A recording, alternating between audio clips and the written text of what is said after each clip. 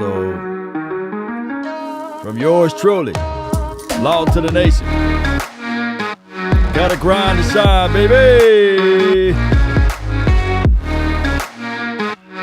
There go that man again. Yeah. Come on.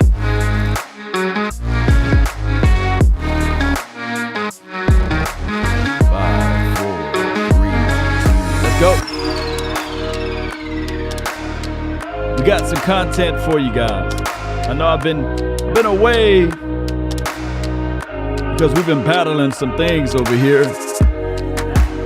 But I really appreciate each and every last one of you all that support the grind for your mind. Kansas City week. Yeah. They say ain't no party like a cowboy party. Yeah. Ain't no party like a Law Nation party as well. Gotta grind to shine for your mind. Hopefully in time everybody realize who we are. Let's go. Let me see some fire emojis in the chat if you like that, right? Come on. Shout out to you. If it's your birthday this month, happy birthday to you. Today is my brother's birthday as well. Yeah. And on the 15th was the Queen of the Peace Corps birthday. So you guys know, I've been trying to get it out of the mud with all of these birthdays. It's good. Come on. Let's go. Yeah. Let me see some fire in the chat. Shout out to everybody. Continue to grind and shine for your mind. Shout out to Jerry Wayne and thanks. Yeah. I want me some royalty. Yeah. Say ain't no party like a cowboy party. Yeah.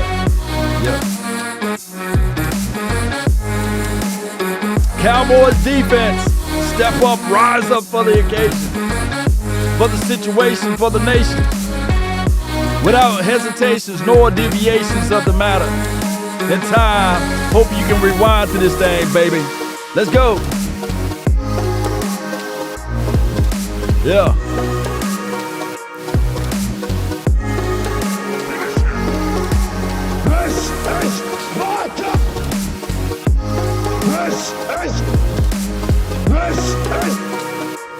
Let's go, Cowboy Nation. Yeah, hey, I'm still setting up, believe it or not. I can't beat the time, but I got it here for you guys, man. Really appreciate you guys. I thought I was going to beat the time, but I couldn't. But if you don't like it, I understand, baby. But still appreciate everybody for tuning in. The name is Law Nation. Really do appreciate everybody who was on the roundtable talk. I appreciate you guys. I really do. You guys came out and supported everything. And I do know that we was streaming on multiple platforms. Shout out to Voch Lombardi. Shout out to Skywalker Steele, Koye, Foots the King, and everybody else that watched and contribute to the episode last night. Let me know if my audio is straight. For those who don't know, I had to get a whole new soundboard because the other one got destroyed by the little one or by something that happened into the studio. So I'm going to have to put a lock on the door. You know, they see the shining lights and they get to pressing and breaking. But that's life, right? You know, sometimes when you go into a new situation, you may not know the terrain. You may not know the territory. You may not understand the complete picture. And I tell people all the time, it's hard to see the picture when you are in the frame, right? But here's the situation. You got to regroup, look back, recount your step, and then continue to grind and push out things and so that everything else will work its way out. And I'm a firm believer of that. Consistency and continuity goes a long way. And we're going to listen in to Troy Aikman. He talked about consistency and continuity, and he talked about the Kansas City Chiefs and what this game means for Dak Prescott. I know there would not be a soul on this planet that would not think of this as a game of Dak Prescott versus Patrick Mahomes. Everybody, mama, uncle, cousin, Tupac, and Biggie. That's just how it goes.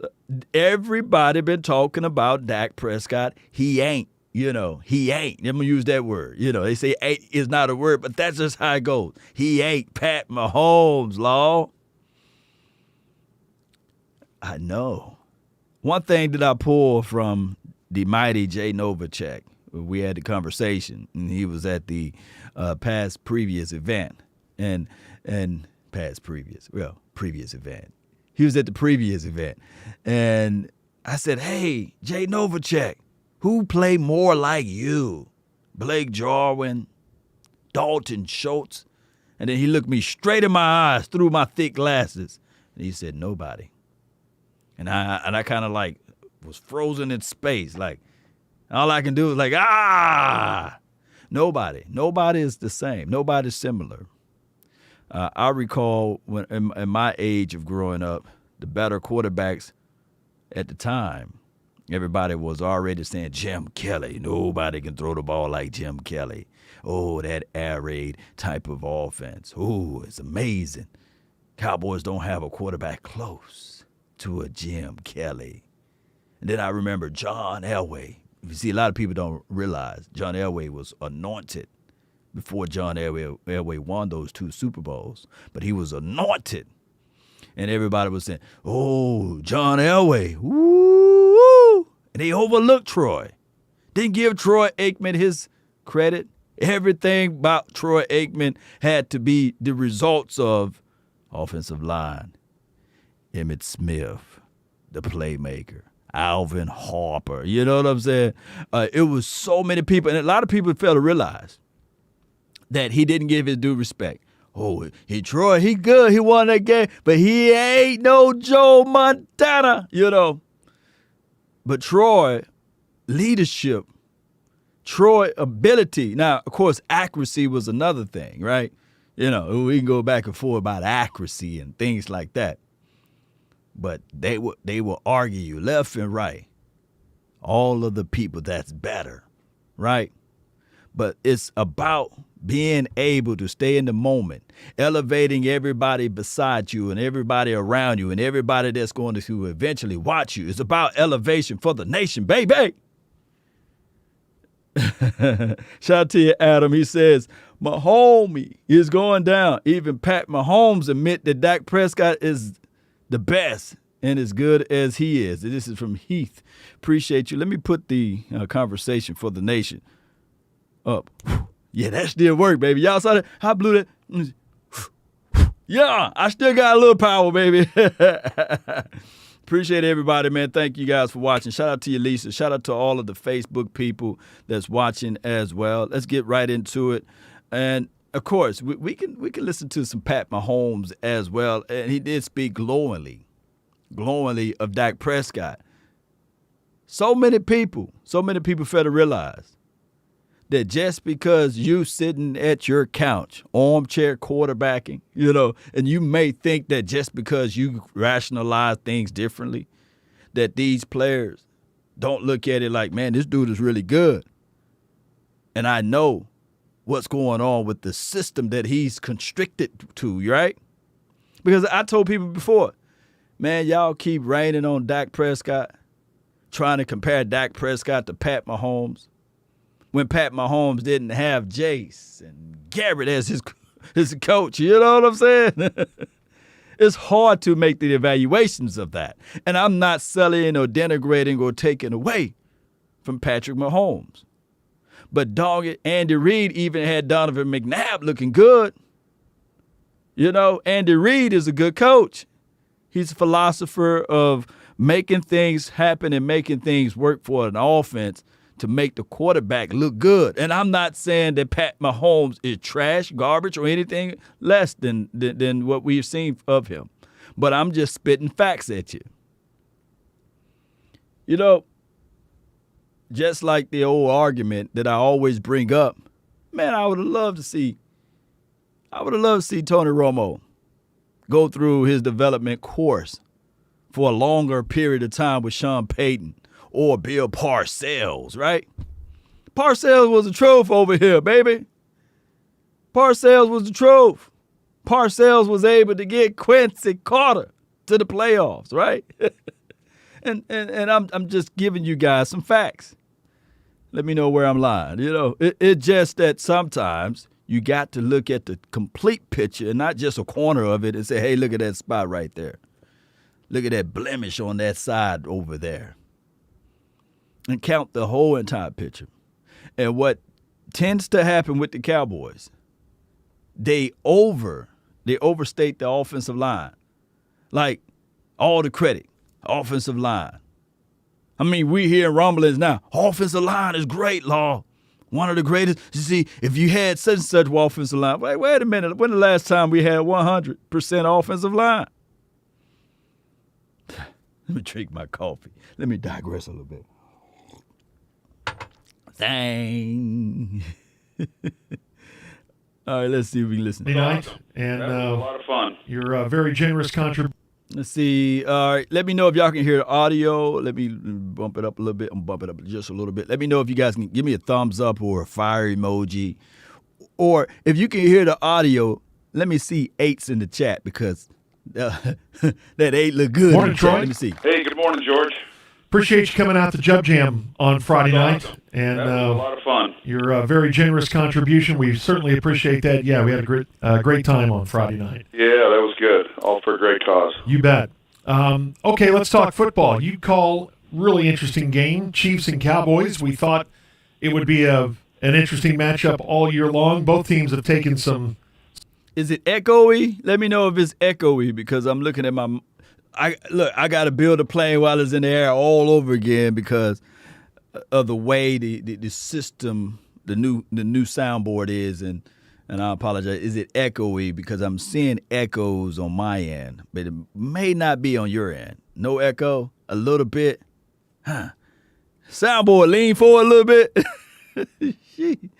Oh my gosh, man. I'm gonna try to fix it. Hold on. Let me see if I can fix it right quick before we get started. But soundboard, lean forward. All right, so it's echoey. Let me see if I can fix this thing.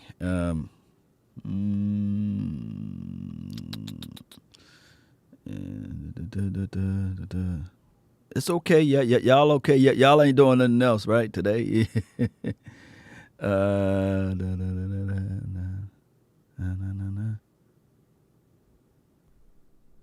No, that ain't gonna work. All right. If I take that off, let's see if that can work. Just bear with me. Yeah, a little bit. Yeah, let me see. Some twists and turns through this season, but how about the bounce back for the Cowboys this last weekend and what they did to Atlanta? That was that's really answering the call after your worst game of the year, and sometimes that's not always easy to do. No, sometimes it's not, and sometimes you need a game like they had against Denver in order to kind of get their edge back. And so I think in the NFL, when you look at a lot of these games, I think it's, who has the edge going into the game. And so a team loses, and then they're a little sharper the following week. A team's maybe coming off a big win, and they're not quite as focused as they had been the week before. And that was kind of the perfect storm between those two teams. The Falcons had come off the big win at New Orleans the weekend before, and Dallas, of course, coming off that big loss to Denver where nothing went right for them. And so I'm trying to take off the two echo. teams played. And Bear with me. Bear with me. I'm trying to take off the echo. That's this new sound equipment, Blame my daughter for destroying my soundboard, and we just got to start all over. But that's just part of the growth, baby. It's all about that. Echo. How can I take this mug off? All right, so let's do it this way. I'm gonna play it, and I can't do it that way. Hold on, because we're gonna rewind a little bit, and we're gonna fix it. Game, Chiefs and Cowboys. We thought it would be an interesting matchup all year long. Both teams have taken some twists and turns through this season. But how about the bounce back for the Cowboys this last weekend and what they did to Atlanta? That was that's really answering the call after your worst game of the year, and sometimes that's not always easy to do. No, sometimes it's not, and sometimes you need a game like they had against Denver in order to kind of get their edge back. And so I think in the NFL, when you look at a lot of these games, I think it's, who has the edge going into the game. And so a team loses, and then they're a little sharper the following week. A team's maybe coming off a big win, and they're not quite as focused as they had been the week before. And that was kind of the perfect storm between those two teams. The Falcons had come off the big win at New Orleans the weekend before, and Dallas, of course, coming off that big loss to Denver, where nothing is the best team of those two, and then based on what had happened the week before going into the games, then it was even more pronounced. And I think Dallas is really, really good. Are they as good as what they showed on Sunday against that team? I don't know. I think there's a really good test this week against Kansas City. I think the national narrative on Kansas City is that they're back, and now they're the Chiefs that we saw from previous years. And I haven't yet looked at that tape. I'm not quite ready to say that from what I watched. I watched that game on Sunday, and I'll withhold judgment until I watch the tape and see for myself. But I still think Kansas City is trying to find themselves a little bit. But I definitely feel that they feel better about themselves. All right, so I'm still trying to fix it, man. I know you guys can hear it, but there's a whole part process for me to keep doing it that way. But Troy Aikman being objective is not hating, though, by the way. He just been objective with his analysis, and that's just what we hear from him when he give objective points.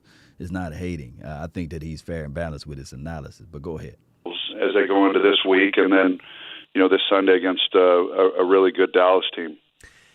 Does this Cowboys team feel different to you than any of the others in the last 10, 15 years that have gotten off to really good starts and had a lot of promise and then fell flat for whatever reason? Does this actually feel like it's a different team that could go really, really deep?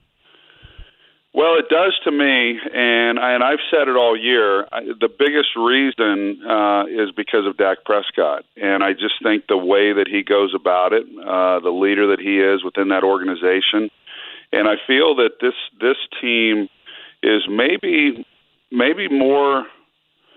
I think they're more grounded in who and what they are, and they don't take anything for granted. I think the Cowboys.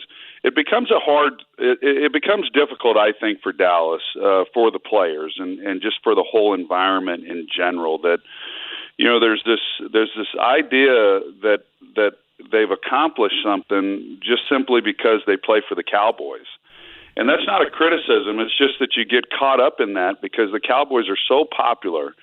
And if you play for Dallas, you're immediately, and you play decent, you're immediately one of the stars, regardless of whatever the team does, because every sportscast, every national show, they talk about Dallas. They usually lead off with Dallas. And so there's a lot of attention that's paid. And if you're not careful, and if you're not put in your place properly by the people in charge, and whoever that is, the head coach and the leaders of the football team, then you get an inflated opinion of who and what you are. And I've sensed that at times that's what's happened to some of these teams. And I don't feel that way about this group. It seems like a group of players and a team that kind of knows who they are and what they are, and that they've still got a long road ahead of them. At least that's what I gather when I watch them and when I hear them talk, and that's good. I mean, that's a really encouraging thing. So I do feel that this team has a different vibe to it, and it's really it's what every team should have. Quite honestly, I mean, until you go do it, you haven't done anything. No doubt, man. Troy is speaking and spitting nothing but the truth at everybody. You know, he's basically saying the Cowboys get overinflated with like all of the good stuff that we do. We get one player to get 2 interceptions. He say, hey, he's a Hall of Famer now. Or if we get a person that drops a pass at a certain situation, he's the worst player in life. When other teams go through the same situation, there's bad moments, there's bad games and bad situation for other teams, but they gloss over it like they will not be going to continue to say, hey, is the sky falling in Arizona? A couple of weeks ago when Green Bay Packers lost, and hey, will it be the end of the Green Bay Packers? We saw what happened back-to-back games to the L.A. Rams. They lost, and not a single soul is sitting there saying, hey, what about all of the acquisition they're doing? Could that be a situation where it's the continuity, the rapport, and all of that stuff is not going to work because they're trying to go out there and buy a Super Bowl for crying out loud? But if the Cowboys make those same decisions, man, baby, they would talk about that from here to the moon and back. They would do that. So that's just how that goes. And let's continue to grind and shine. Still echo. Watch echo. And echo. so I like the approach. I like the workmanlike approach that this team's had. I guess it's a reflection of the head coach, and players got to play, but it does seem that Mike McCarthy has a good connection with these guys. This story came out about what he called this week as Raw Week, Red Ass Week, and put the emblem up there on the overhead. And you know, we saw the mojo moments and in training camp, and we asked that. Just wondered, you know, is he relating to these guys? And apparently he is. Yeah, no. I mean, all you can go off of is what we see on game day. I think that's the unfortunate thing that Hard Knocks brings is, you know, you kind of get a peek behind the curtain, which is why it's popular, which is why fans like it. But I think maybe we talked about way back early in the start of the season. I think it's a bit unfair then that everybody judges whatever Mike McCarthy's messaging is to the team as opposed to whatever the results are that they get. Mm-hmm. But I do think that Mike brings a lunch pail type attitude to the team, blue collar. You know, his Pittsburgh roots, I think, comes through. I think that resonates with the team. I think that's a big reason as well as to why this team is seemingly as grounded as they are. It's very good, and I do feel not just the Cowboys but all teams. I think most teams, and especially the successful teams, take on the personality of their head coach. It's just the way that it happens because that's the guy who's in front of them each and every day, and he's the one who's providing the messaging as to what you're going to say or what you're going to think. And not that they say it that way, but it influences the players within the room. And so all that's good. So all that's coming out.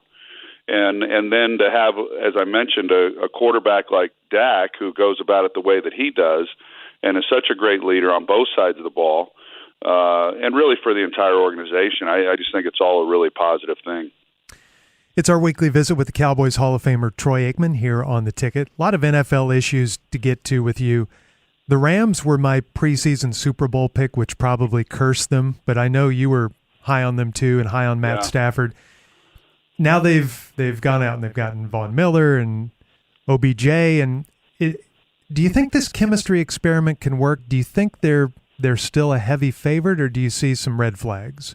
Well, I see a lot of red flags. I think that losing Robert Woods, I don't, and even if they did play the exact same position and they were the same type of player, that was a huge blow. I've said it for the last several years. I've been criticized at times for saying it, that I think Robert Woods is one of the top receivers in all of football. I would put him in certainly the top 5. And in a lot of days when I watch him, he might be the guy who I would take first for all that he does.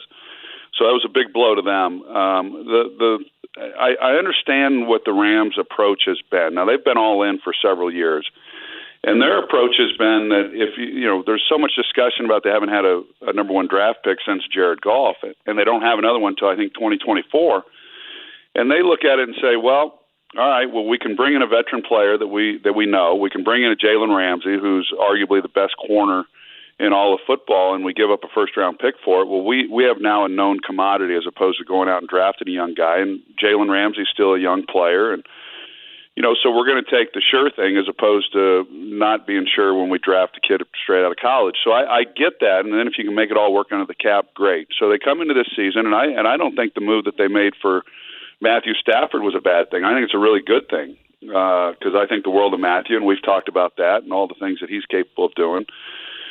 So I agree. I've liked a lot of what they've done, but the last few moves, I don't want to say desperation because I don't feel that way. You have players who, if you bring in a player, then someone's not going to play, right? I mean, you're bringing in a guy, so he's going to play, and then someone then is not going to be playing as much, and they're not going to be too happy. Well, if that player who's not going to be playing as much is a popular player within the locker room, or has 4 or 5 really close friends, and they don't think this is quite right, hey, he was doing pretty good, and then that starts trickling around, and you have that, and it creates cliques. It's not good, and it's not good playing quarterback when you feel pressure to get the ball to any one particular player. It just doesn't work. So I don't know. Maybe they can pull themselves out of it and get it going. Yeah. Hey, that was the end of that interview by Troy Aikman. And I'm still trying to fix my audio, and I got to go through a whole alleyway back way so that I can take the echo out. You guys just don't know that it's a pain. But neither here nor there. We'll fix it, man. We'll find out a way. But I come here to tell you guys, Troy is right on the money, and he said the same thing that I said. Now, of course, validation is only good for parking, but people will not hear it until a Hall of Fame say the same thing. And then they say, okay, Law got some credence to what he's saying. Look, all offseason, these guys develop chemistry, continuity, rapport. And that goes a long way, not a short way. And people fail to realize that some of those guys that's on the team, they go out to eat together. They party together. They grind in the foxhole together, and they in the trenches together. Now, all of a sudden, you sit there and you bust your chops off, and then all of a sudden they say, hey, we're going to bring in this guy, Odell Beckham. And I'm not saying that Odell Beckham is cancer. I'm not saying that he's trash or horrible. I think that it was a good situation for them, but the timing just may not be right. So now you got a quarterback. I think that he's probably leaning more on the beta side of things, not more of an alpha male. And he's more like, okay, I'm going to look into this situation and I'm going to stare down my wide receiver. I'm only going to lean in and listen to what he's saying, juxtaposed to what my mind or my original thoughts may be. We've seen that story play out. We've seen the story play out. And I'm not sitting here saying that the LA Rams are trash, Cowboy Nation.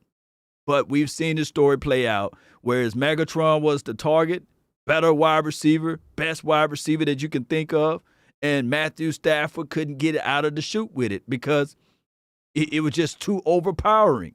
That's why when Matthew Stafford had his best seasons was when Megatron was gone. It just less with more with that situation. But it could work out like Troy Aikman said. It's just that right now it could be a lot of growing pains for that, right? And that situation. Cooper ran Jalen Ramsey, silly at crack camp. This is from Williams. Yeah, I mean, that was something that we were able to see. A lot of times people are with you until you start losing. People are with you until you start falling, you know. I mean, everybody want to ride with you when you're high, you know what I'm saying, rolling. You got cash in your pocket, but lose your job, right? And see if they will come around. You know, we see it all the time. Life of the rich and famous. You know, it ain't good when all of that stuff is good when it's rolling. Cowboy Nation is the exact same way. Everybody wearing their silver and blue, got their hat on, matching outfits. But when we lose a game, shoo, there's some people, man, they ain't willing to fight. We started losing against Denver. A third of the Cowboy fans that was in the chat, here you go, same old Cowboy. They ready to run. After they heard the first gun, start loading up. Man, I said, well, y'all, what's going on with y'all? Not y'all that's watching, you know. I mean, people would take their jerseys off, those fake fans, and ball it up and put it in a trash can. And there will be people that will, quote, what that person is saying over what we're saying. And I said, come on, man. You run at the first sight of blood. Dude, that's when you learn it. That's when you start learning. Anybody who ever fought in life, they lost some battles outside of, Mayweather. But he lost some, I guarantee you he did, especially in training. But the first sight of blood, you shouldn't fold up, Cowboy Nation. That's when we should dig a little deeper. And that's what the Cowboys did this past game. Now, some people still at the middle place. They lukewarm with it, and they sitting there looking at this Kansas City Chiefs team and sitting there like, oh, they the mighty Chiefs, Law. We can't do what we just did to Atlanta Falcons with that. Why? Why not? You got to walk around saying to yourself, I am the biggest. I am the baddest.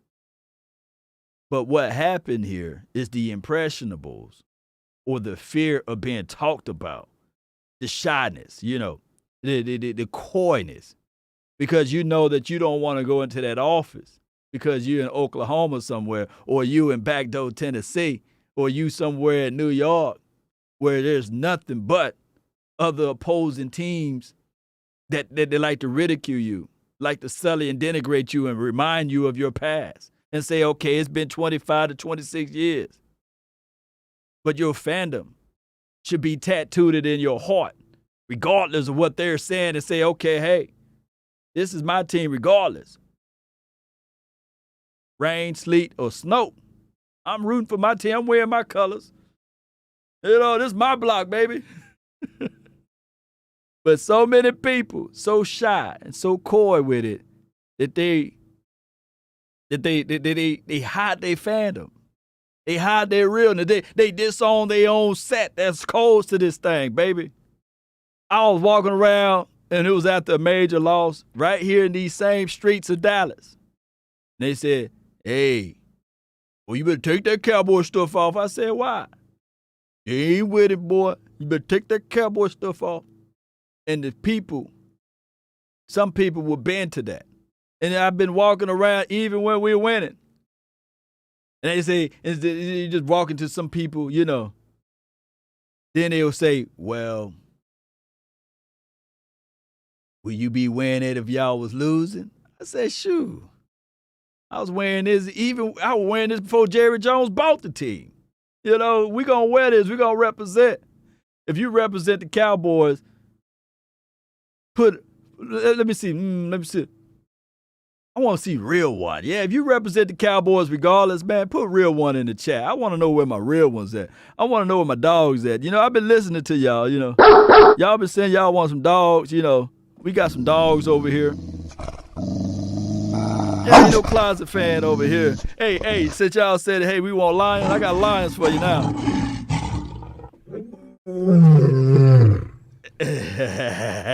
That one right here, that's a mating call. I said, I went and got a mating call, baby. That way he know hey, that daddy coming out now. Oh, the mating. Yo, they're gonna be like, Law, we got Law got a dog on National Animal Channel over here, baby. We got some real ones in here, baby. Yeah, National Geographic Law. All right, man. All right. We got some more clips that we're going to play. But I just wanted to get that off, man, because a lot of people, shy, timid, scared. There's somebody listening right now.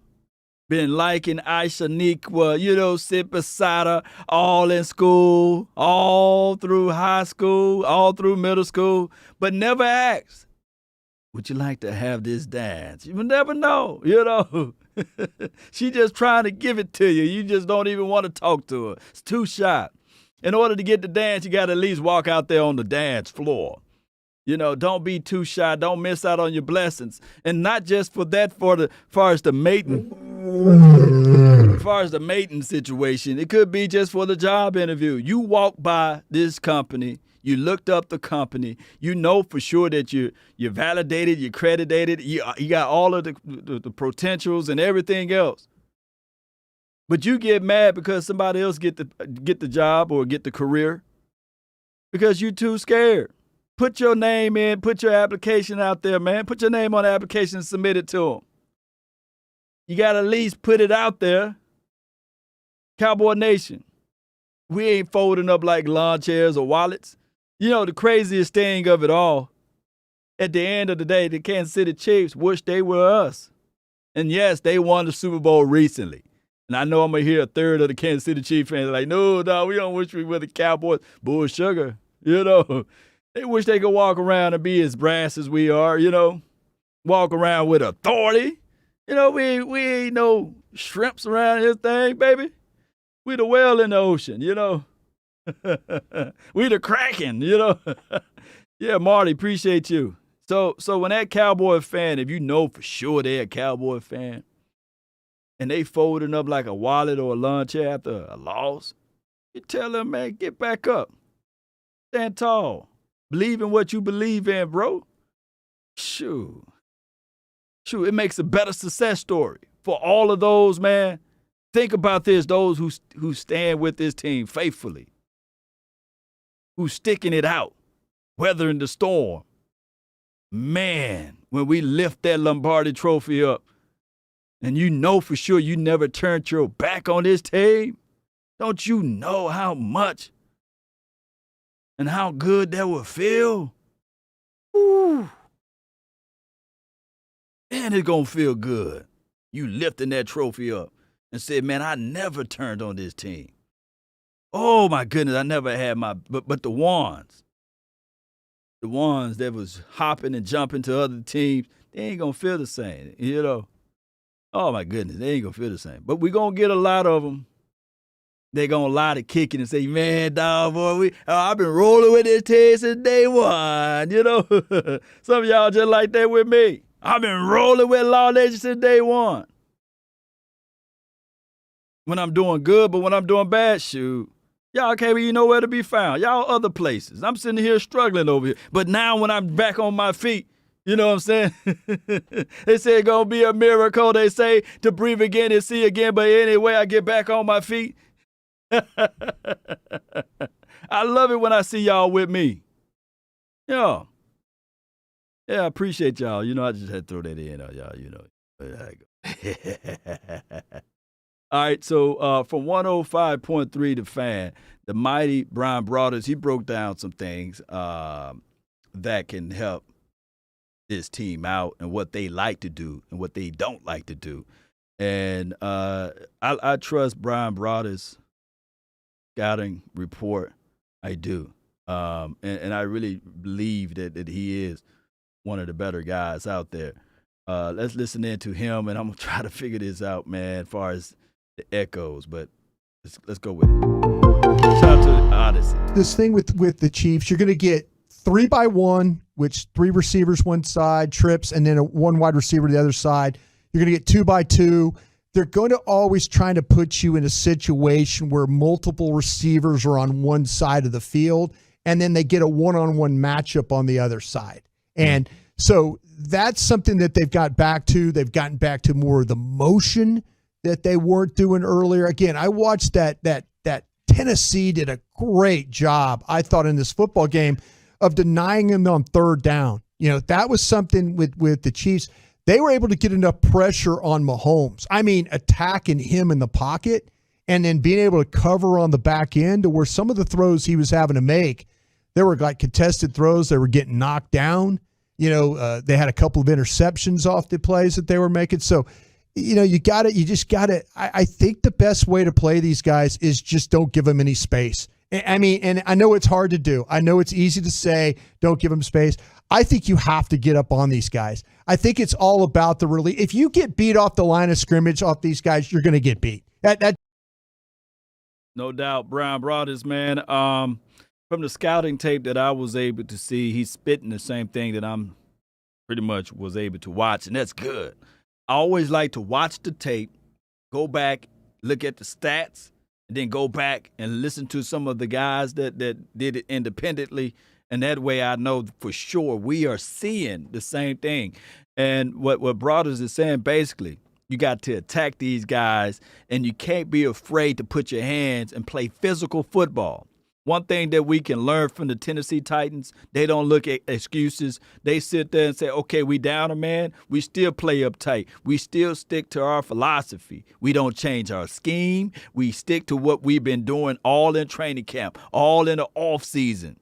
We continue to make sure that we press the need of being physical.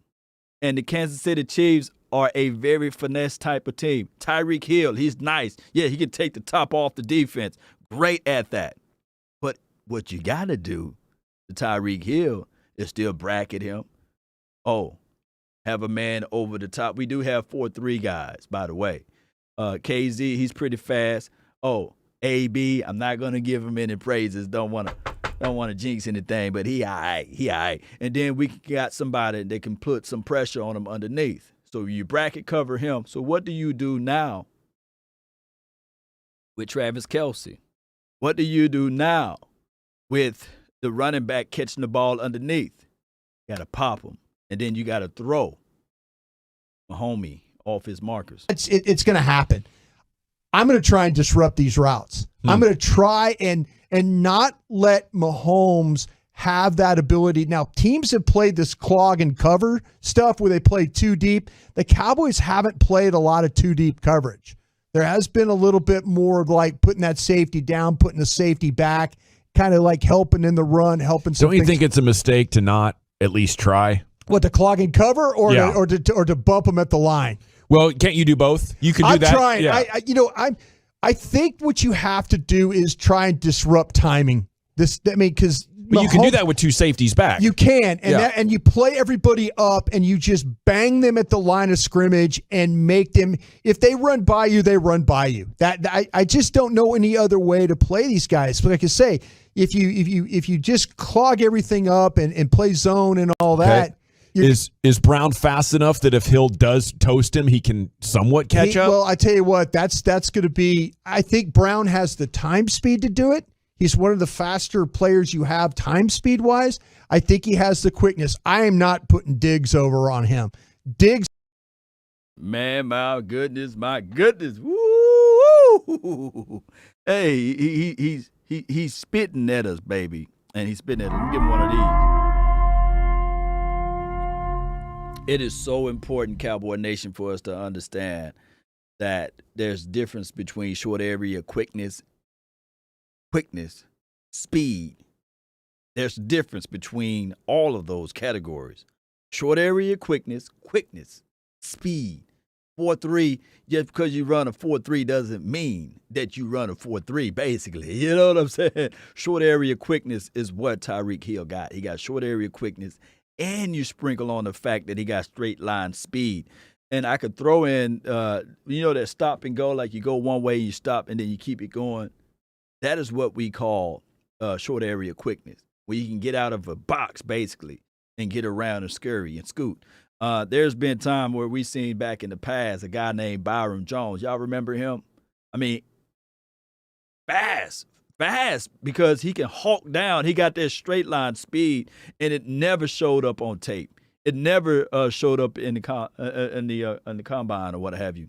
But there's a situation that some people have game day speed that ticks up a level. So that's what Tyreek Hill brings to the table. So you got to always keep your player deeper than the deepest.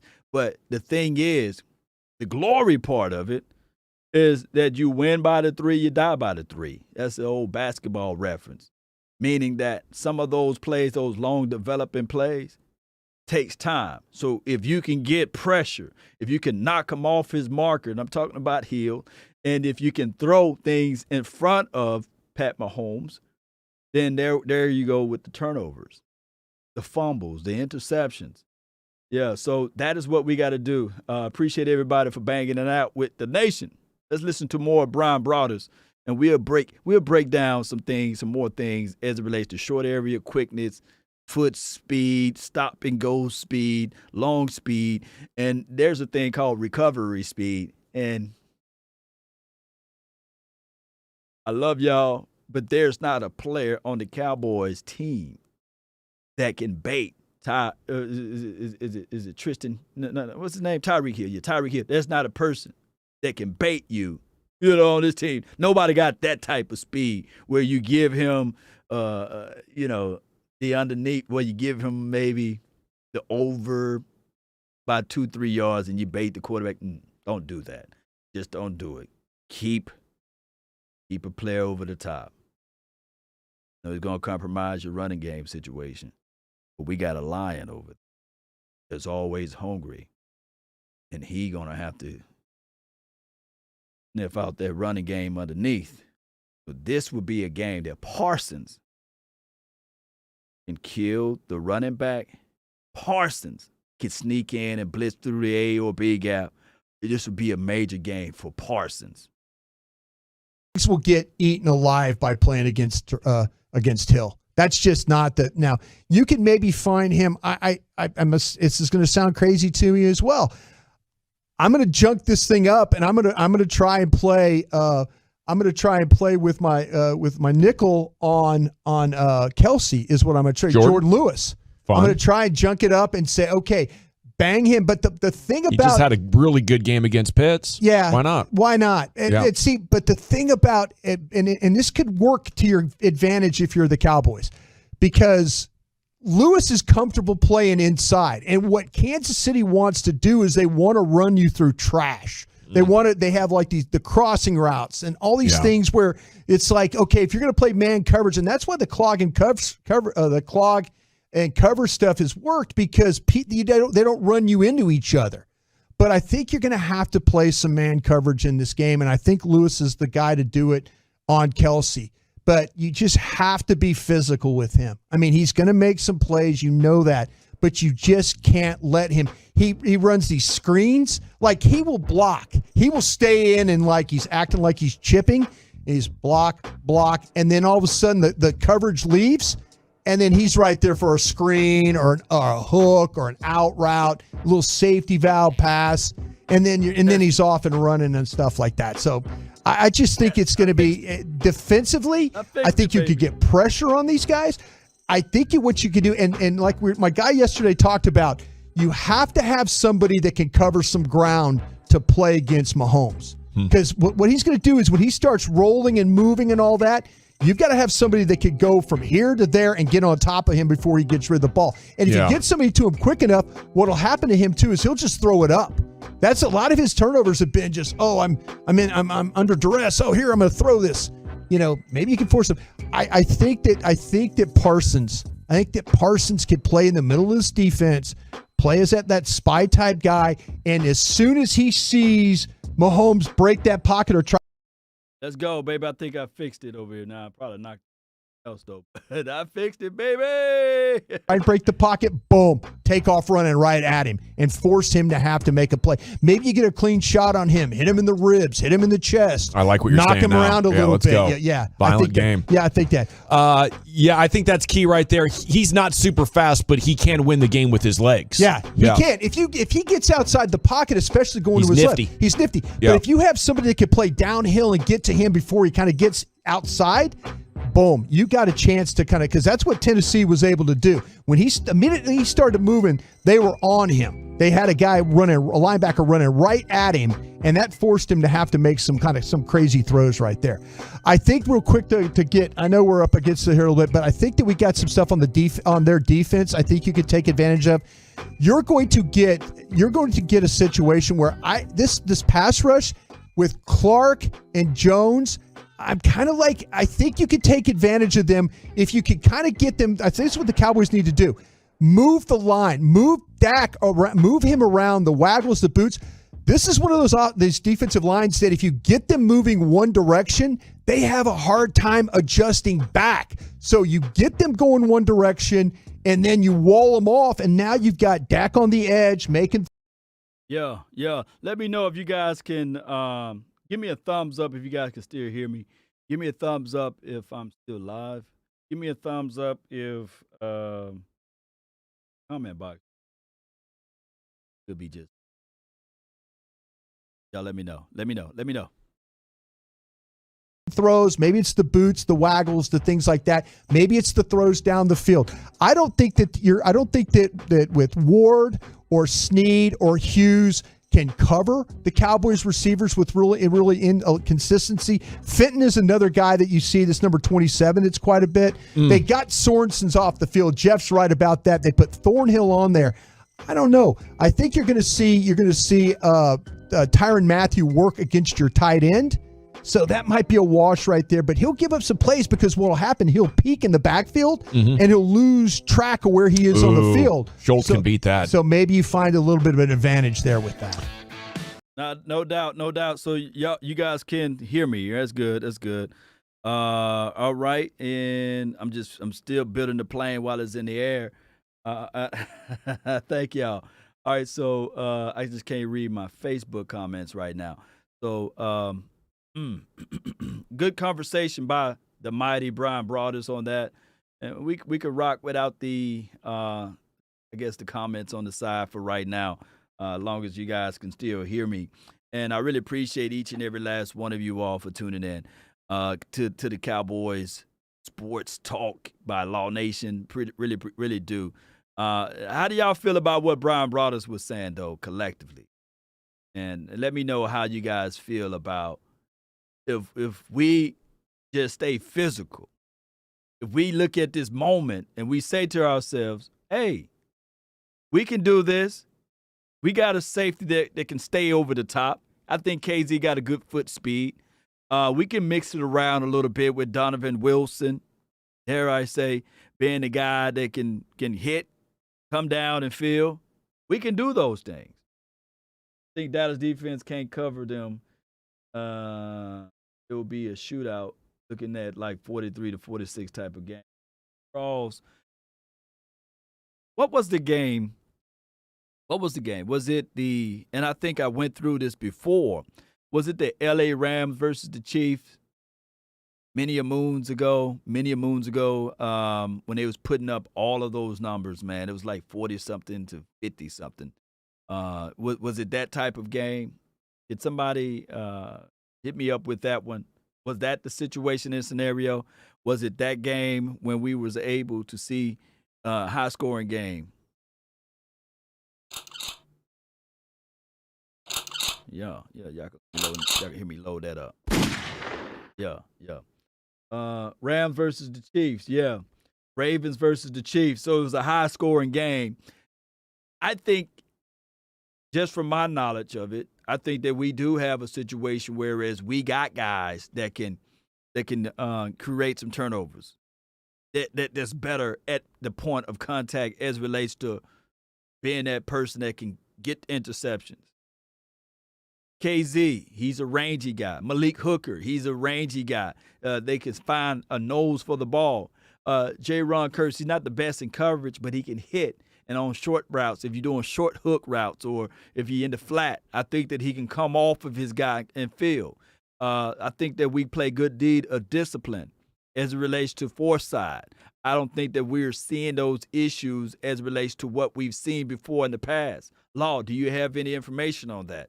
Well, do you guys remember, do you guys recall that there was a situation and chance that every single game we would sit there and talk about, hey, the safeties need to play better. Oh, my goodness, I can't believe the safety was wrong. He didn't come down and field. We've been talking about safeties for the last, 10 to 15 years. That a safety didn't fool around and messed up the whole entire defensive structure. Don't you guys know that a DB can get a little bit more physical and can trust and play with a little aggressive demeanor when he knows that his safety over the top can give him a little rescue here and there? Yeah. So 54-51. Yeah, appreciate you on that one, man. Appreciate you, Williams. Yeah, so I don't want that type of game, and I'm quite sure reason why we won't see that. 2 guys. Well, actually, 7 guys. Oh, where you going with this, man? We pull this up. Let me pull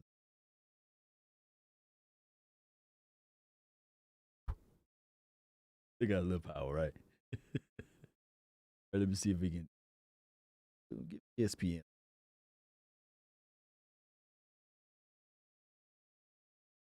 This is why you don't see that 54 to 51 type of game. Because on one end, go here. Let me size it a little. And this is Pro Football Focus rating system. I know a lot of people say, well, Law, you can't use them because, these are all opinions. But they back it up with certain data points and everything. Audio's a little shaky. Let me see if I can fix the audio. I've been trying to fix this audio, baby, all day. Let's go with...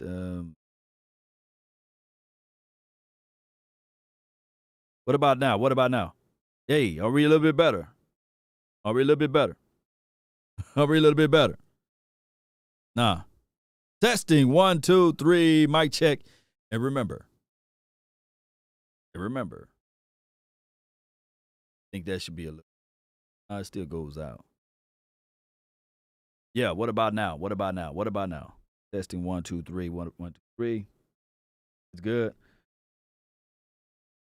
We're going to fix this audio one way or another. All right, so defense right here is the 27th ranked defense, right? And just follow along with me when I say this. The 27th ranked defense, and then we go right here to the leaders. And what we're looking at is the Cowboys number 1 overall collectively in offense with 433 yards. Now, you see Kansas City Chiefs up there with number 4, which is good. The thing is, what I'm trying to say to you guys, not just in passing we up here, we in 4th, and shout out to the 4s, the power of 4.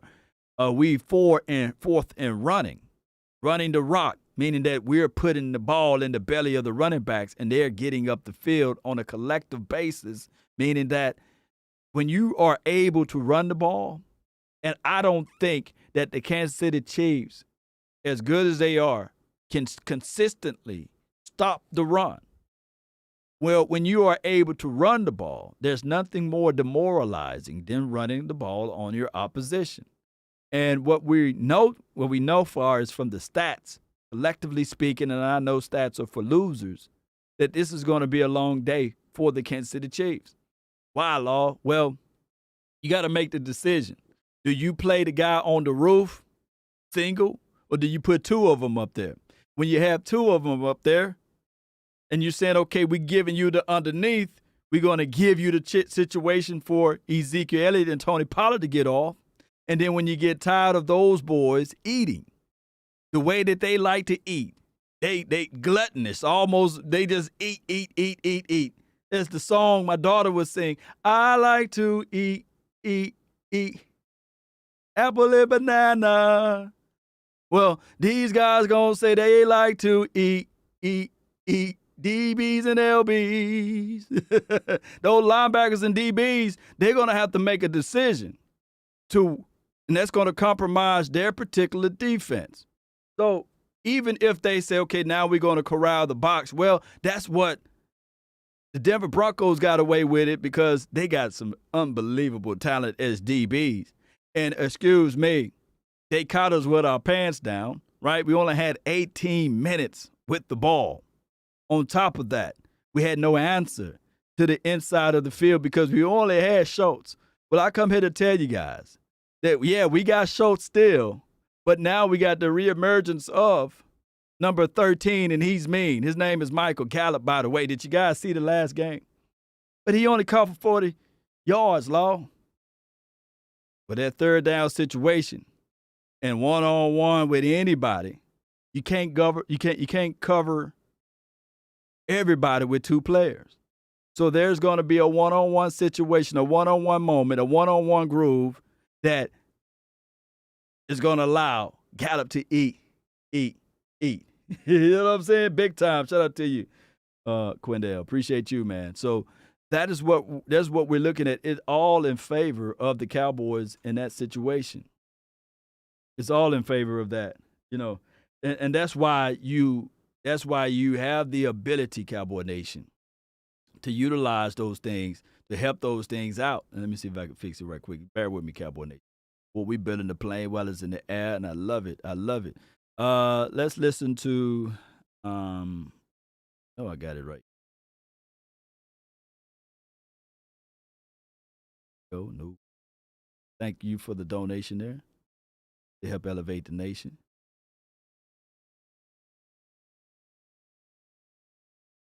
Sounds of the game fire. Yeah, appreciate you. Yeah, I mean, they play extremely hard. I think that's the main thing. They have playmakers over there, but they don't give up on any play. They're flying around trying to make plays The happen. sounds of And the game. whenever fire, you have fire. Yeah, appreciate you. Ooh, we built a plane while it's in the air. It's back up, baby. Can't stop a tank with no key. Love it. defenses that have playmakers and play hard every single play, that's a tough defense to go up against. Patrick, it's one thing to Patrick Mahomes right now is talking. You look back at the film and say, I was doing this better and I need to continue that this week. Yeah, I think just taking what was there, especially early in the game, not trying to force it, letting the big plays kind of come to me, and I think we saw that. When you're patient, you take what's there and you execute, defense will eventually come up, and then you'll be able to hit some of those shots later in the game.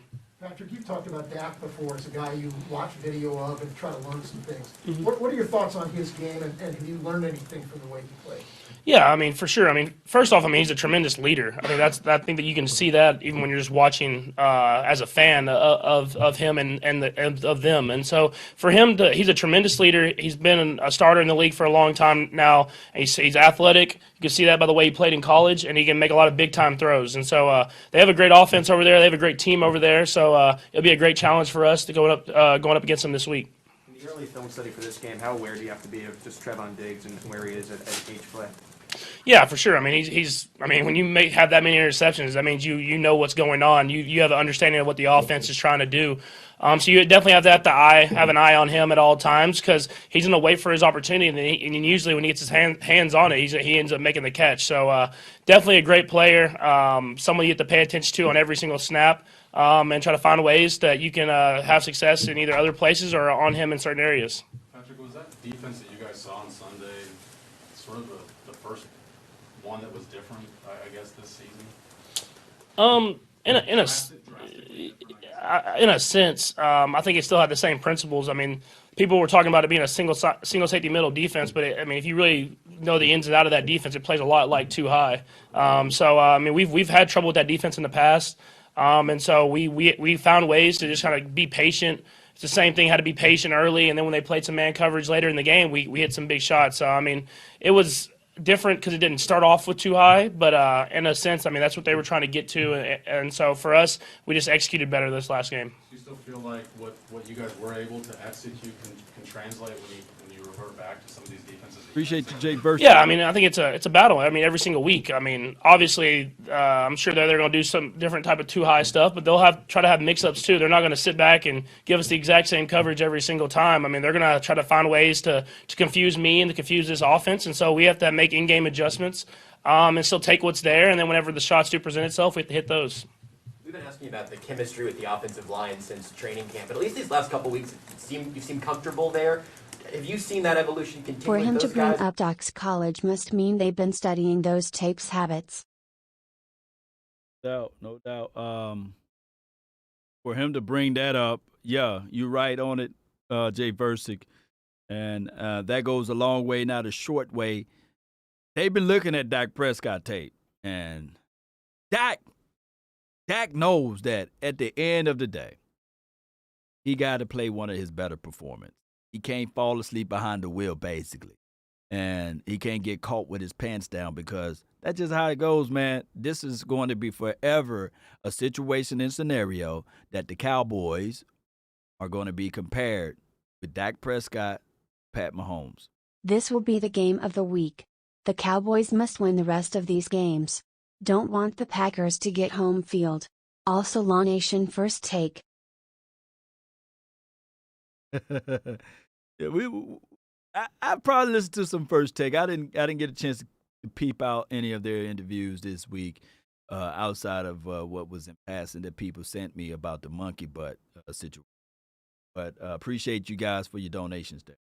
Obviously, this last week and a half or so has been with Wiley at the right side. How has that come along for you? Yeah, I mean, they've gotten better and better each and every week. I mean, you would expect it. They've always had the talent, but whenever you're an offensive line, it takes playing together. It takes going through adversity together. It takes going through great times together. And so you've seen that. They've gotten better and better each and every week, and they have the talent. I mean, every single one of those guys. And then when you add in a guy like Wiley, who I've played with a while now, he's a guy that's going to battle. He's going to fight to the very end, and you saw that this last week when he went up against a really good defensive end and held his own. So, I mean, I have all the trust in the world in those guys up front, and they're going to keep getting better as the season goes. What about specifically Creed, obviously having to be in the middle of that offensive line? Andy just mentioned all the stuff that gets dumped on a young center. What's different from him right now from week one? Yeah, I mean, I think he just feels more comfortable. I mean, he's played good the entire season, but I think the more you see that he's seen more and more defenses, he's seen more and more pressures and blitzes, and he understands what we're trying to do as an offense. That center position is kind of like the quarterback. You get more comfortable the more snaps that you get. And so he now he can kind of let his talent be shown. He can go out there and be who he is because he has a comfortability with the offense. How surprising is it to you that he is able to grasp all that as a rookie? Yeah, I mean it is. I mean that he started a lot at Oklahoma. He started a lot, I'm sure, in high school. And he came in with the mindset of he wanted to be the best that he could possibly be for this team. So when you have guys that work hard every single day and take in everything, I mean, there are going to be a certain few mistakes here and there, but if they learn from it, don't make the same mistake twice, they can be great players. Patrick, you mentioned Bouchel this weekend with the video. Then the Cardinals tried to apparently poach him, and now he's on the 53. What does it mean to him to kind of get that? And what did you see that led you to believe he deserves that kind of call-up? Yeah, I mean, he puts in the work every single day. I mean, he's a guy that, I mean, he has a lot of energy. I mean, that role, when you're not playing a lot that first year, you can kind of lose and you can kind of be lazy. And, I mean, he hasn't shown that. He's in every single day with us, me and Chad, getting in and learning as much as possible. I had to tell Cliff to stay away from my guy. I mean, he's someone that he puts in the work, and he deserved this opportunity, and I'm happy for him. Patrick, earlier today, Coach McCarthy said he's going to be having his team work the scramble drill a lot more this week because they're playing you. When you hear that, does that make you say, all right, I'm going to sit in pocket, or I'm still going to continue to do what I do? Yeah, I mean, I'm going to continue to do what I do. I haven't scrambled as much this year. But I mean, it's always been a part of our game. I mean, they have a great scrambling quarterback, too, so I'm sure they've seen it a lot in preseason and training camp and all that different type of stuff. So for me, it's just taking what the defense gives me, and then if I need to scramble, make a play happen, I'll try to do that.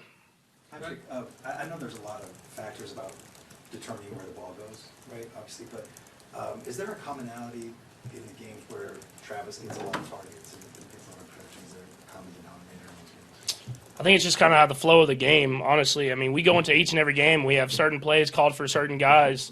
But until you get out there and see what the defense is presenting you, you don't necessarily know who's going to get the football. And so that's what we try to emphasize to all these receivers and all these tight ends and running backs is we go into the game having a game plan, but it can change in an instant. You have to be able to make adjustments. You have to be able to run routes to get other people open, and I think our guys do that.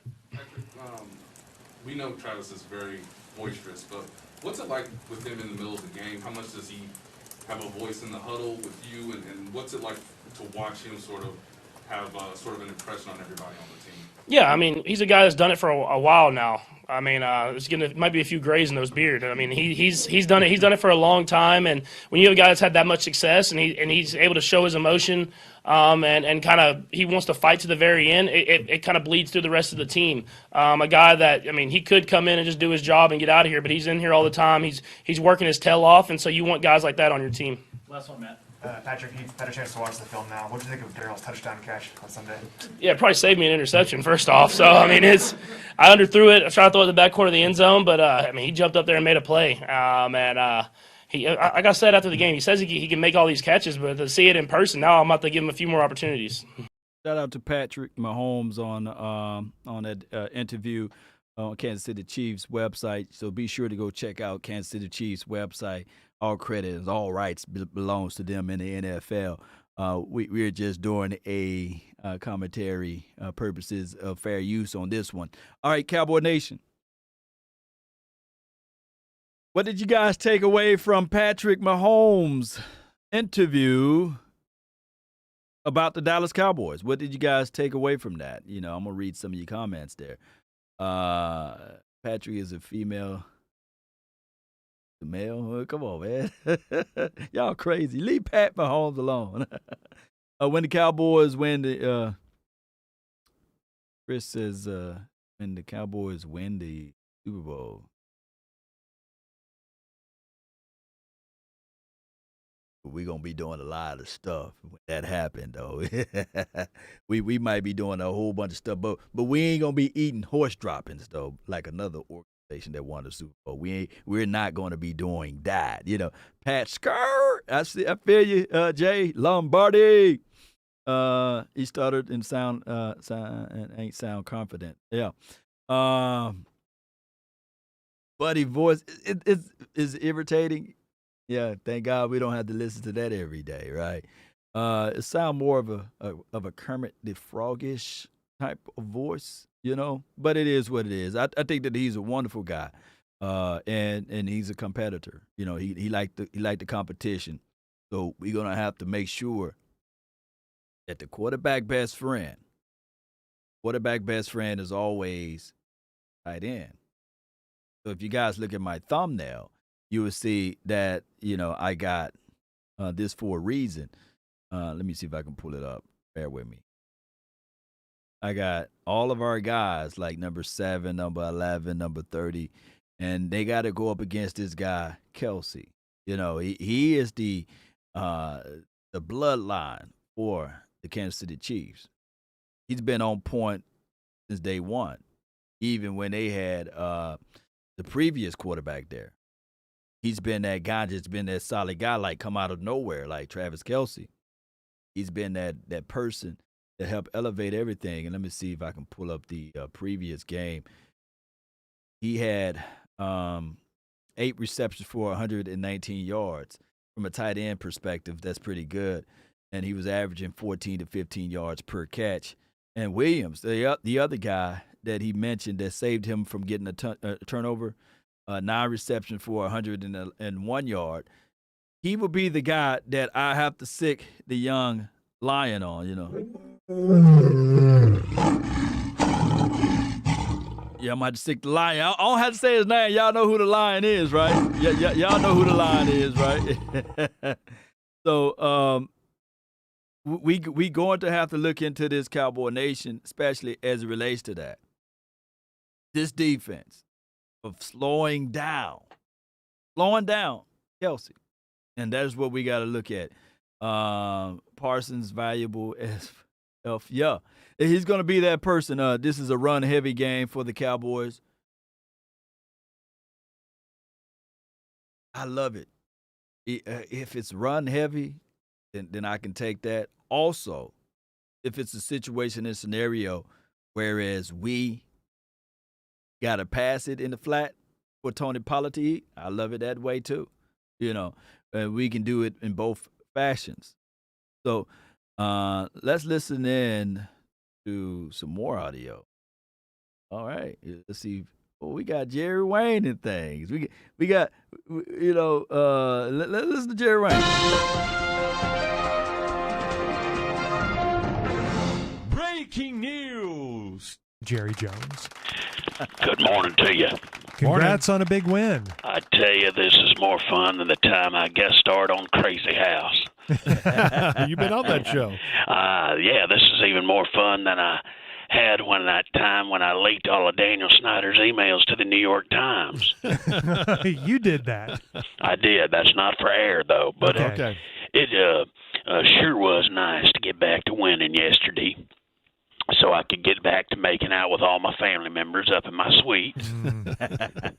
You like that, George? No, you need to let that go. Steven and I had our faces pressed close together all day during the game. Did you? Yeah, just to build the sexual tension.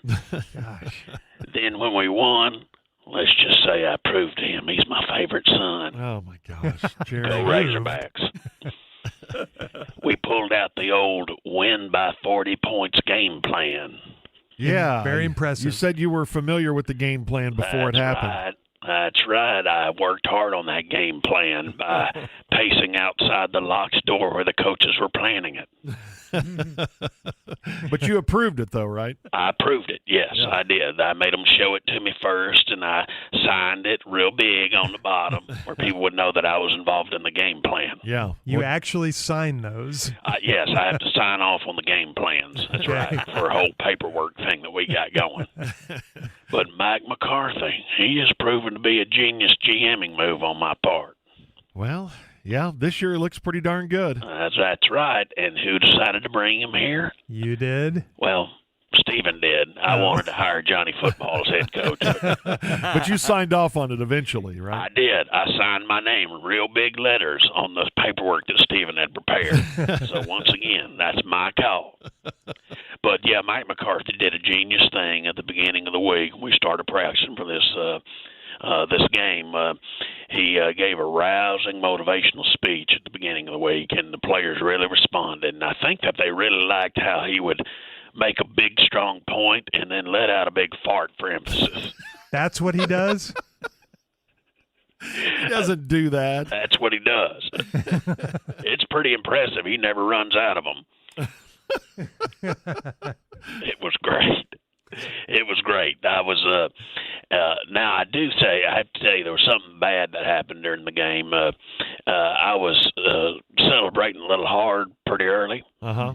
And I was so drunk at the end of that first half, I almost fell out of the owner suite into the crowd. Oh, gosh. But Stephen, my favorite son, he caught me by the toupee and pulled me back into the suite. It didn't come off? Right, didn't come off. So he just grabs me at the last second, grabs that toupee, and then just raised me up like a magician pulling a rabbit out of a hat. That's back in the suite. Well, I wish the cameras would have caught that. I know.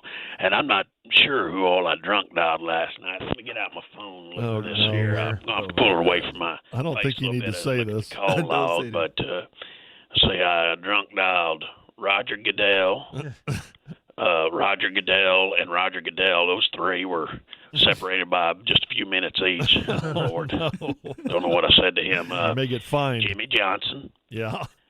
Restroom stripper number 1. All right. Restroom stripper number 3. OR twice. OR stands for Original Roosevelt. Why not just Roosevelt? Then N.I. Roosevelt 3 times. That's new and improved. But his name isn't Roosevelt, the new one.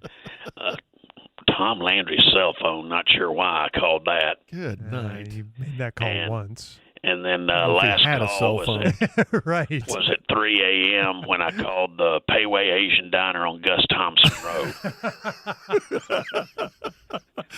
No idea why, because I don't live near there or even remember being there. But anyway, that's what happened. Tried to do Uber Eats really late last night. Maybe it was. I don't know. What's Uber Eats?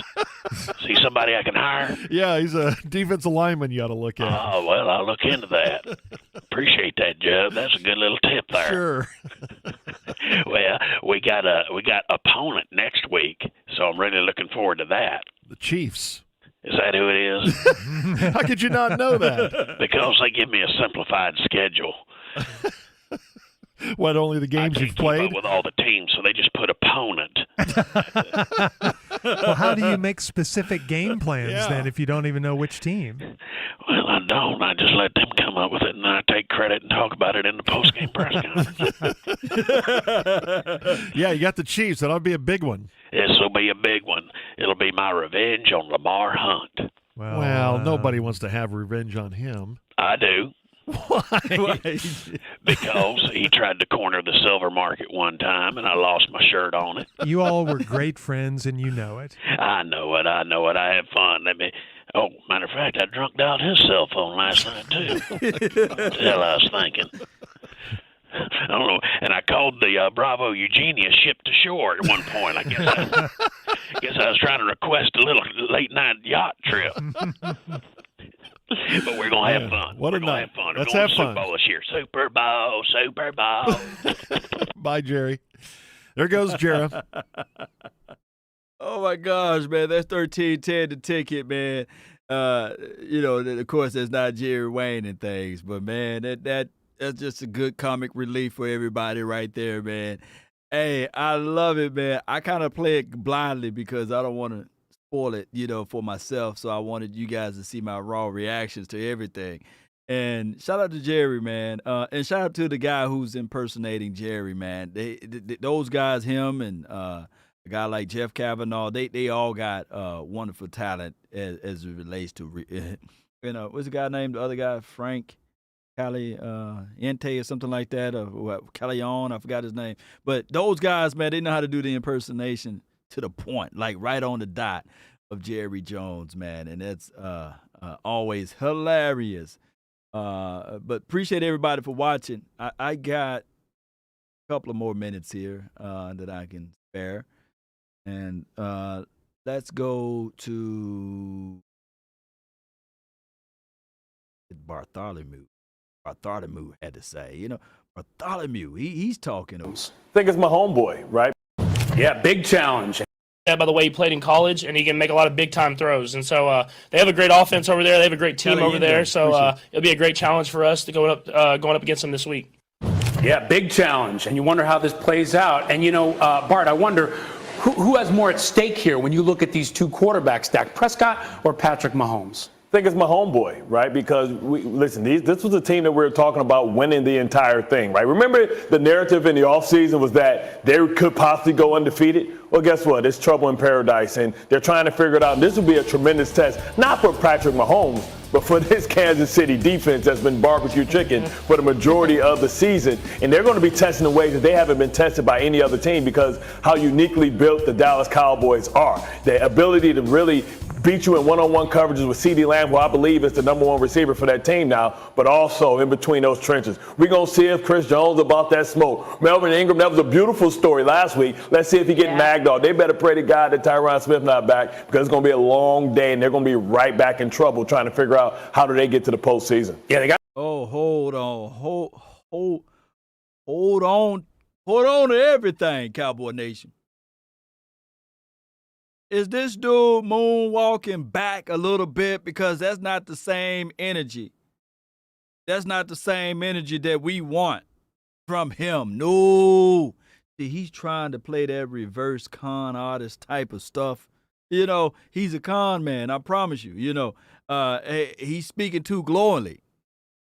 He's speaking too glowingly of our team. So for that, why don't we all tell Bart to lean forward just a little bit? I want to see a lot of lean forwards. No, God, please, no.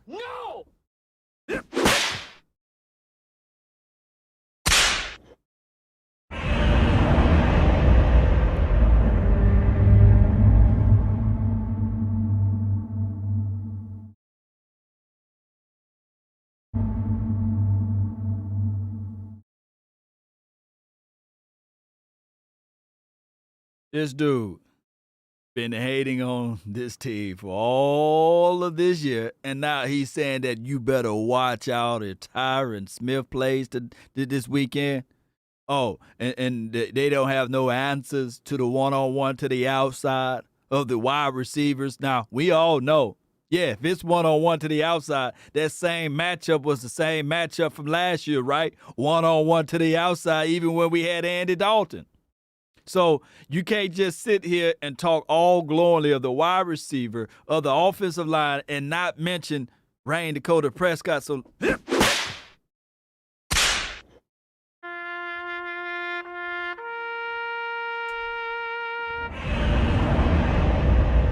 go.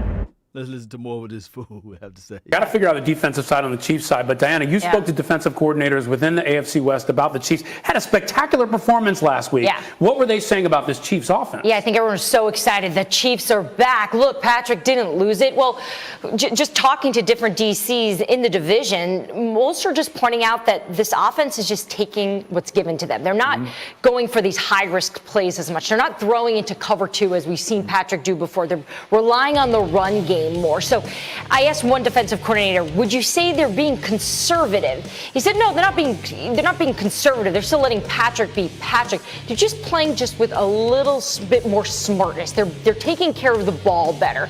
As for the defense, the storyline here, they haven't really made any opposing quarterbacks struggle, right? Jordan Love, Daniel Jones. Yeah. This is a huge test with Dak and all the weapons that they present. How are they going to stop these guys if they can't even stop the New York Giants? Yeah, Lewis, it makes me wonder. Hey, I don't like this conversation because they all speaking glowingly of my Cowboys, of our Cowboys. Now, I can't tell the young lady to leave. Nice young lady. We just going to let her be. But I can tell you guys right here that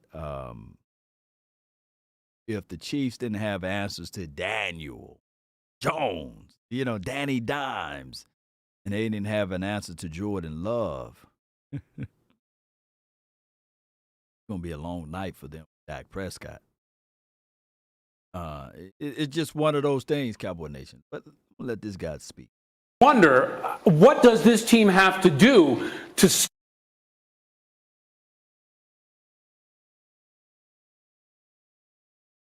AFC is muddled right now. AFC West is muddled. Dallas Cowboys is playing for that number one seed. Number one seed is big, and we know the Green Bay Packers is right there looming for that number one seed as well. So I think Dallas Cowboys got to continue to keep pace in order to try to achieve that number one seed, because that's so big when it comes to the postseason. Yeah, especially for this team. It's a chance for them to prove they are in that upper echelon of the NFC and can really make a run to the Super Bowl. And I've always said this. I feel like with Dallas, it is Super Bowl or bust. We talk about the playoffs, but it is Super Bowl or bust in some ways with this team. Over to football. All right, so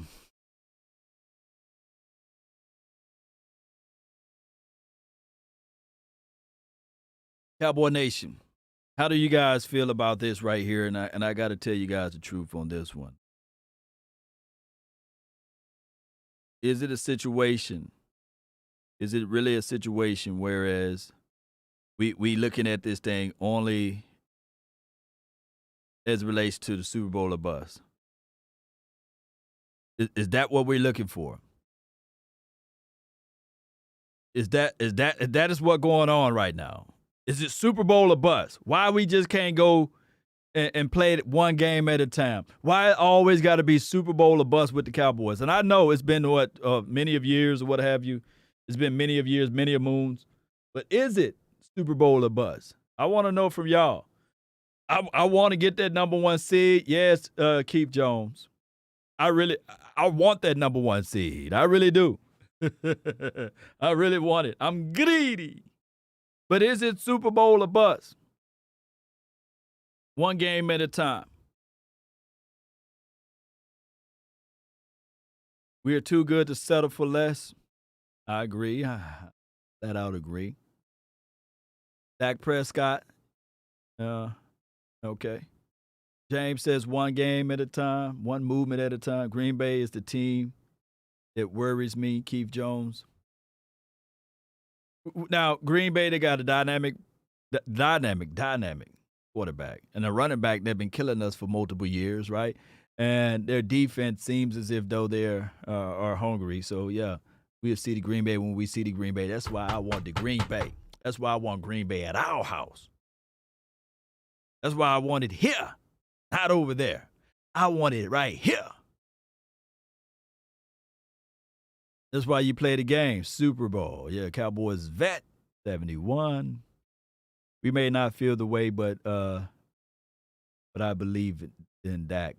But I believe that Dak does. That's from Cowboys. AJ, appreciate you, man. One game at a time from Omega. You're right. We got to take this thing one day at a time, and don't drown out the outside noise. The outside noise is the outside noise, right? We can only imagine. We can only imagine other things, but outside noise is the outside noise. And the Cowboys got to understand that too, right? Every week, I like that, Wendell. 1-0. Next week, 1-0, 1-0. Just continue to stack those 1-0s out there.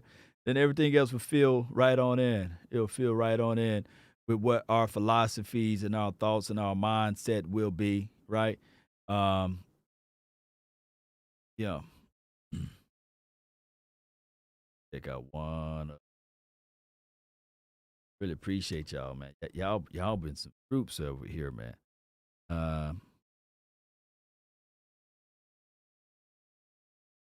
Not stop, but contain Patrick Mahomes on Sunday afternoon. Sure.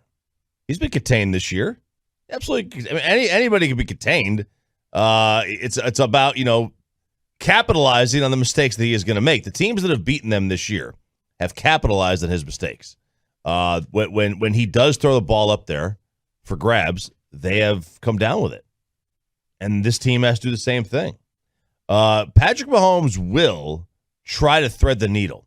He will make bad, ill-advised passes. He just will. That's part of his game. It's part of what makes him great. He's not as scared to do that. So, yeah, they can absolutely contain him, no doubt. It's one of those things where you treat Patrick Mahomes like how folks try to do with Stephen Curry. You're not going to stop Stephen Curry on a night-to-night basis, but you try to hope to contain him a little bit so he doesn't have the ultimate impact that he could have on a basketball game. The same with Patrick Mahomes. And look,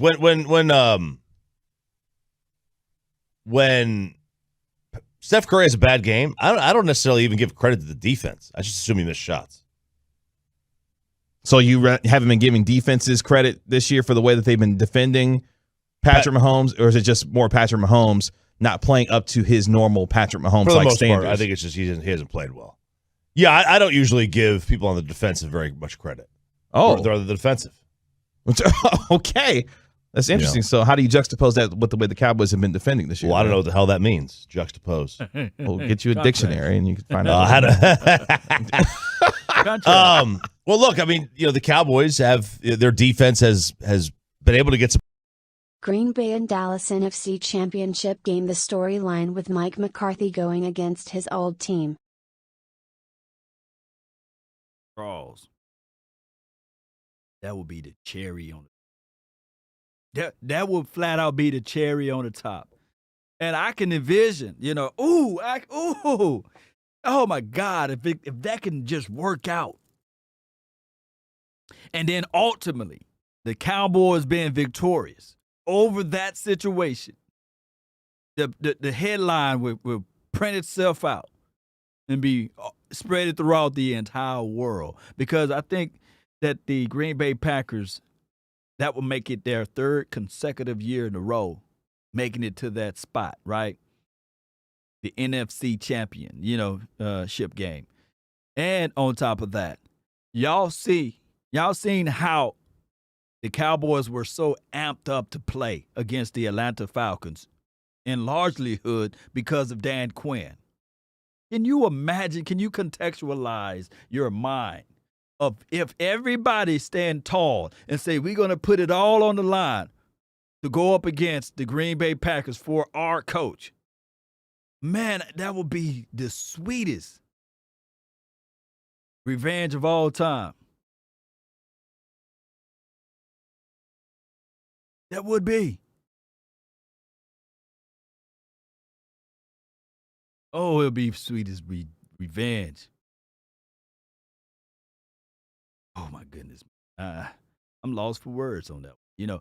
If that can happen, and then, of course, it'll be both ways, because if the other way happened, then it'll be Aaron Rodgers getting his revenge. But at this point, I kid you guys not, if this was a movie, it would clearly be that Aaron Rodgers would be the villain. I'm just saying. It just seems as if though he would be the antagonist of this movie plot. He would be the person that's sticking the knife in the back of Mike McCarthy and continuing to just twist it. What better would it be? Like the sweetest joy, you know what I'm saying, of Mike McCarthy taking the knife out of his own back and sticking it to Aaron Rodgers. It's a pressure, and they have not missed on the opportunities when they've been presented themselves on defense. When we keep seeing when Matt Ryan threw behind the receiver and Diggs went up to get it, right? That was all Diggs with the hands. But he needed the bad throw. He capitalized on the bad throw. That's huge. Like, that's what you have to do. That's what these opportunistic defenses have to do.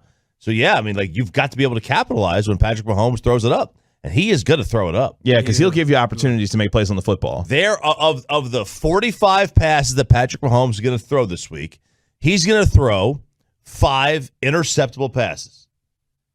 All right? And you've got to capitalize on those. That doesn't mean you got to get all 5, but you got to get a couple. Maybe 1, 2, however many he throws. Like maybe he may throw 5. And that could be the difference in a ball game. Oh, gosh, absolutely. And that's why, part of the reason the Cowboys beat, let's look at why'd they beat the Chargers? The interception in the end zone. Yeah. Without the interception in the end zone, I'm assuming LA scores a touchdown there. Yeah. Okay? They put up over 400 yards of offense. They're moving the ball at will. At the very least, they kick a field goal, and now we're in overtime. So all these times, when somebody gives you an opportunity, these games are decided by 1-2 possessions. Not even possessions, plays. Mm-hmm. Take advantage. Good stuff from the boys over there. If I can, this right quick.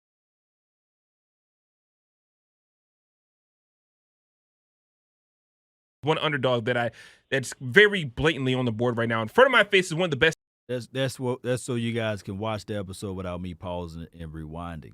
And it just hit me, man. We've been looking for revenge against those Green Bay Packers since Mike McCarthy we've been coaching for them, We've been looking for it, man. We've been looking for revenge, Some people can't erase 2014 off or out of their mind, right?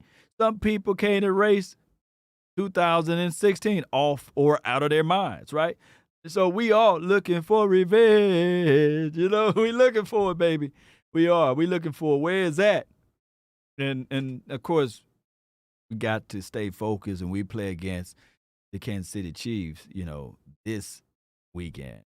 I'm only speaking from a reference that we need to establish ourselves. And I believe, I truly do believe that this year, the continuity and the consistency, if we can just keep all of our coaching staff together, we can go on this run, Cowboy Nation. Call me crazy. But we can go on this run, and the run can start now. Start now, man. We need a stableness with the defense. We got that. Dan Quinn, I hope that he's not looking to go anywhere, right? And then we're looking for stableness and completeness out of, dare I say, Kellen Moore, and I'm quite sure that there will be always news about him going somewhere, but he's not going anywhere. There's no salary cap as it relates to coaching. So, Jerry Jones, do your thing. All right, you got another segment here. And let me know if y'all want me to keep going. We can. If not, I can do other things. I can start doing my Christmas shopping and everything else. Appreciate everybody and thank those who submitted the Cash App. It was Arlington. Appreciate you, Cook. Appreciate you so much for the Cash App. Thank you for your love and adulations. Y'all want me to keep going, or y'all ready to go somewhere else? Y'all let me know. We can roll up out of here. We can start going. Keep going. Keep it rolling. Shout out to you, Jay Lombardi. Somebody let me know how many likes we got so far. We doing this for likes right now. For the views. Keep going. Let me see how many likes, how many people watching. Somebody update me on the stats. I need to know where my stats at. Player interviews are up. Lee. Yep. I need to know. How many people don't hit that like button. How many people? If you share, let me know if you share. Sharing is caring.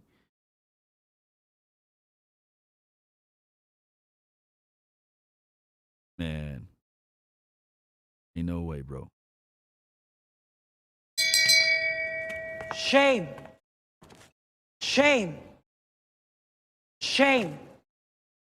193 likes. Come on, man. I thought I was rolling. I thought I was one of the best over here, man. Come on, man. Shame.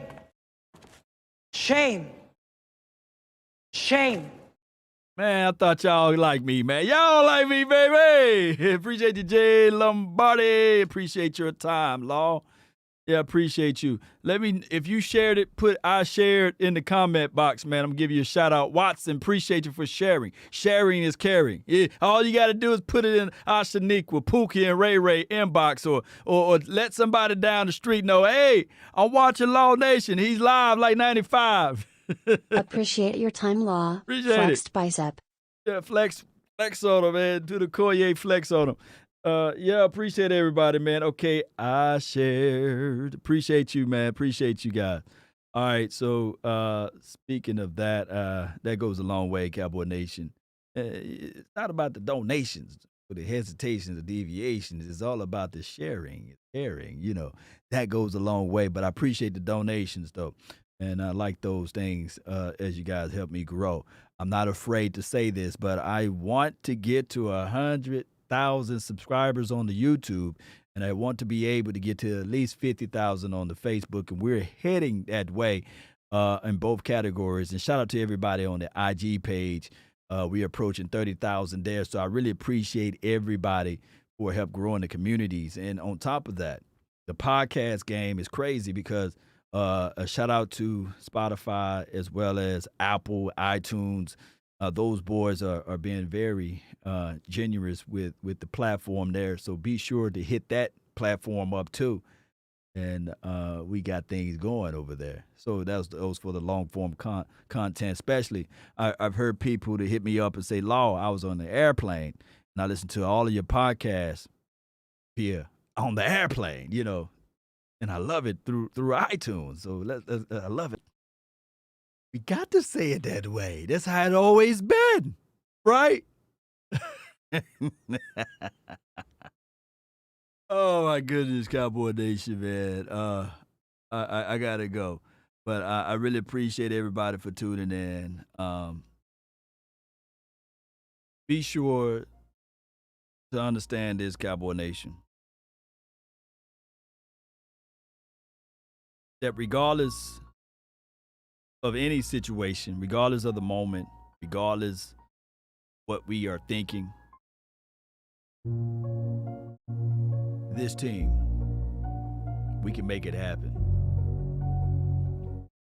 We got the right pedigree, we got the right understanding. And all it takes is one day at a time, one movement at a time, brick by brick. So, with that being said, if you believe in Dak Prescott, let me see 4 in the chat box. I just need to see 4 all the way down. Yeah, this is the calmness before the storm. Greg Berry, appreciate you. Michael, thank you. Gina, appreciate you. Money out of the you-know-what. Marjorie, appreciate you. Greg Berry, Jay Lombardi. Elroy, my dog, what's good with you? Not Uncle Elroy, but Elroy, I see you. Shout out to you. Shout out to you. Nick, I see 4 all the way down. Write this down. If you want a thing bad enough to go out there and fight for it, to work day and night for it, to give up your time and your peace and your sleep for it, if all of your desires of it makes you quite mad enough that you don't get tired of it, and it makes you hold all other things tawdy and cheap for it, if life itself seems empty and useless without it, and all that you scheme and dream is about it, if you'll gladly go out there and sweat for it and fret for it and plan for it and lose all terror of God or man for it, if you will simply, Rain Dakota Prescott, go after the thing you want with all of your capacity, strength, and scarcity, with faith, hope, and confidence and stern pertinacity. If neither cold poverty or famous fame can turn you away from the thing you want, if dogged and grim and besieged and beset it with the help of Almighty Cowboy Nation, and not just Dak Prescott, anybody who have that mindset, it can flat out happen to you and your whole entire family. I see some 15s in the chat too. Shout out to them too. Let's go, Cowboy Nation. That's been my time. I really thank you all for yours. And remember, you're listening to nothing but the best. Let's go, Cowboy Nation. We out. Let's go. One love, baby. Appreciate everybody for subscribing. Thank those who joined the nation. Let's continue to grind. Yeah. Nowadays, nothing really excites me. Only one of me and nobody's like roll. me. Phone ringing and I tell him it's ice. I got wifey on blinking, she ice. Freeze, photo, please, no photos. Jeez, no, please, no photos. Credit. Hit the door and the dumb and just whole team. Money so still young, but I move like a Come on. new deal to my lawyer. Come on. If you're down in my management, Yeah. I'm just warming up a way till I. Y'all get those likes up, baby. Shout out to Cowboys Experience. Come on. Talk of the town when you're talking up. Wanna get you a ring and you tough enough. Wanna get you new things when your pockets dull. Run it up. Let's go. I used to be quiet and out of luck. Now I move up and Shout out to everybody who joined the nation. My mama telling Let's me go. count up your blessings and run it up. Nowadays nothing really excites me. Only one of me and nobody's like me. Come on. Phone ringing and I tell him it's ice. I got wifey on blinging, she freeze, photo. Come on. Please, no photos. Jeez. Mahomes, 86, I see ya. I keep giving game away. It's law. I put game on layaway. I got paid to play today. Come on. I get paid to stay away. I get paid on rainy days. I might All make day. it rain today. I got paid off pain today. Thought it'd take the pain away. In my own lane, finger roll. Come I on. will never sell my only soul. Appreciate Heard your everybody whole who team, what's for subscribed. sale? Heard this on the market Thank for the those low. who joined the Who realest, who notification ain't never squad. know? Just All slap this that acting, button you for gon' me. play a role. Give you the world when they sign you up. Try you out and then they line you up. Ooh. Now you're looking hungry, ribs Come are on. touching, need some food. Now you're all on live acting surprised, but you was He fooled. needs some milk, huh? Get out the way, it's been a day, now you're old news. Now you got the pen Lean and forward a pad, little bit, you tryna haters. take my move. Nowadays, Come on. nothing really excites me. Only Don't one take of my me and move. nobody's like me. Phone ringing and I tell him it's ice. I got wifey on blinging, she freeze, photo. Come on. Please, no photos. Jeez, America's team, no, baby. Please, no photos. Oh. Nowadays, nothing really excites me. Only one of me and nobody's like me. Phone ringing and I tell him it's ice. I got wifey on blinging, she freeze, photo. Come on. Please, no photos. Jeez, no, please, no photos. I ran up a check, I might Come do on, it baby. again. Might do it again. Close had me thinking they're friends. Enemies, 10 toes down, I've been enemies. feeling to the end. Crib outside the city, I don't feel safe in my hands. Took so many years, I'm just waiting for the wins. I'm in debt to no one but the one who took my sins. I do it for real, there's no reason to pretend. If I do it once, I do it again. Yeah. Add it up. Come on, baby. Euro, peso, Jerome in the house, I see you. I want some eggnog. Let's go. Let's go. Let's get up out of here. Hey. Ho. Appreciate everybody, man, who subscribed. Thank those who donated. Thank those who shared this content. Let's go.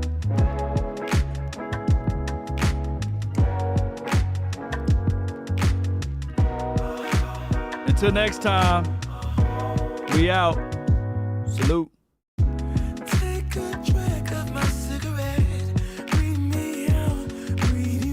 All right.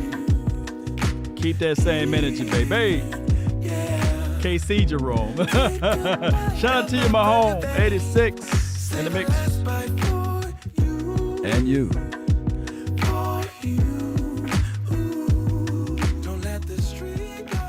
Hit you all alone.